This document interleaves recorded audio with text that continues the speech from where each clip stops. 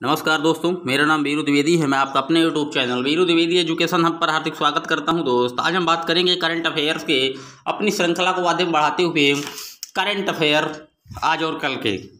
तो आइए शुरू करते हैं। पहला प्रश्न है, निम्न में से किस राज्य की सरकार ने विधान परिषद के गठन को मंजूरी दी है? दोस्तों, विधान परिषद के जो गठन को अभी मंजूरी मिली है वो मिली है पश्चिम बंगाल में। पश्चिम बंगाल में भी हाल ही में विधानसभा के चुनाव संपन्न हुए, जिसमें टीएमसी यानी कि तृणमूल कांग्रेस पार्टी सबसे बड़ी पार्टी उभरी और जगदीप धनखड़ जो कि पश्चिम बंगाल के वर्तमान में राज्यपाल हैं, उन्होंने ममता बनर्जी को तीसरी बार प्रदेश की मुख्यमंत्री के रूप में शपथ दिलाई मेरे दोस्त। अब वही ममता बनर्जी सरकार ने राज्य सरकार जो है वो विधान परिषद के गठन को मंजूरी दे दी है। दोस्त, बात करते हैं किन किन राज्यों में वर्तमान में विधान परिषद है। दोस्त, तो जान लीजिए, आंध्र प्रदेश, कर्नाटक, तेलंगाना, महाराष्ट्र, बिहार और उत्तर प्रदेश में इस समय विधान परिषद मौजूद है।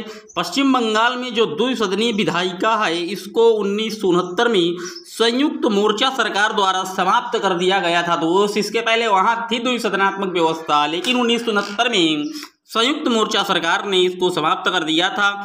अब बात करते हैं राज्य विधान परिषद के बारे में। तो मैं आपको बता दूं कि राज्य विधान परिषद जो है राज्य विधान मंडल का एक उच्च सदन है।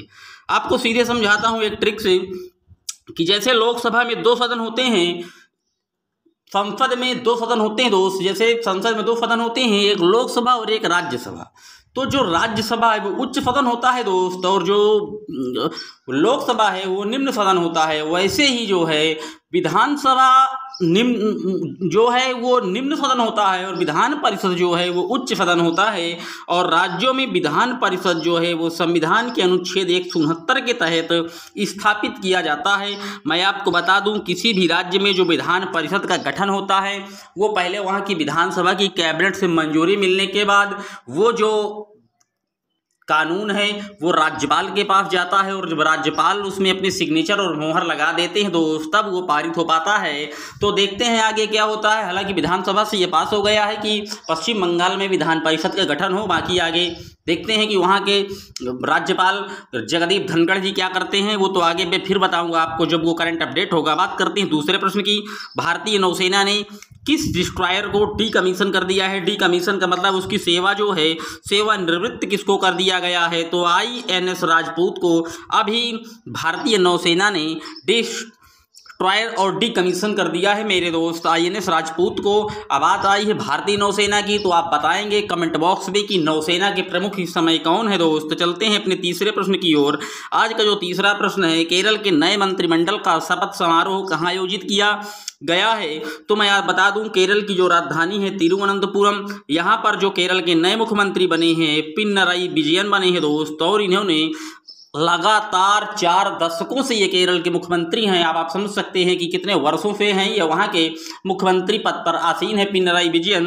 केरल में ही है शांत घाटी, पेरियार वन्य जीव अभ्यारण्य भी केरल में है दोस्त, याद रखिएगा। केरल भारत के मानचित्र में सबसे नीचे है, और केरल का जो राजकीय पशु है दोस्त वो हाथी है, याद रखिएगा मेरे दोस्त।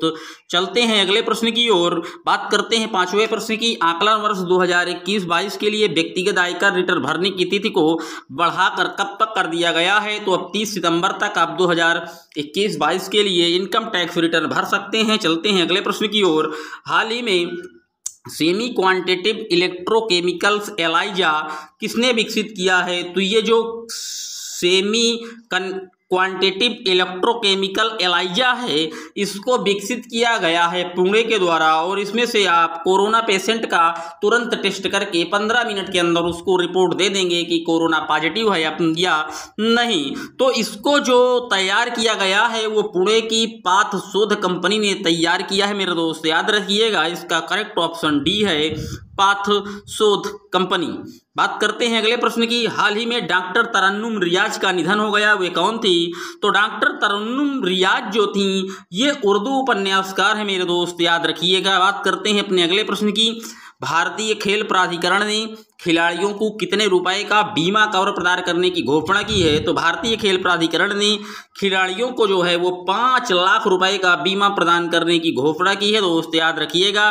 चलते हैं आप आज के अपने अंतिम करंट अफेयर के प्रश्न की ओर। आयकर विभाग कब से नया ई फाइलिंग पोर्टल जारी करेगा? तो 7 जून से इनकम टैक्स विभाग अपना नया ई फाइलिंग पोर्टल जारी करेगा।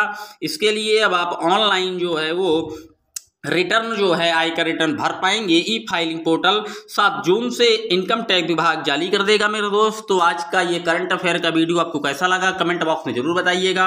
और जितने भी नए लोग इस चैनल पर पहली बार विजिट किए हैं दोस्त, चैनल को लाइक और सब्सक्राइब जरूर करें। मिलते हैं एक और वीडियो में, तब तक के लिए जय हिंद।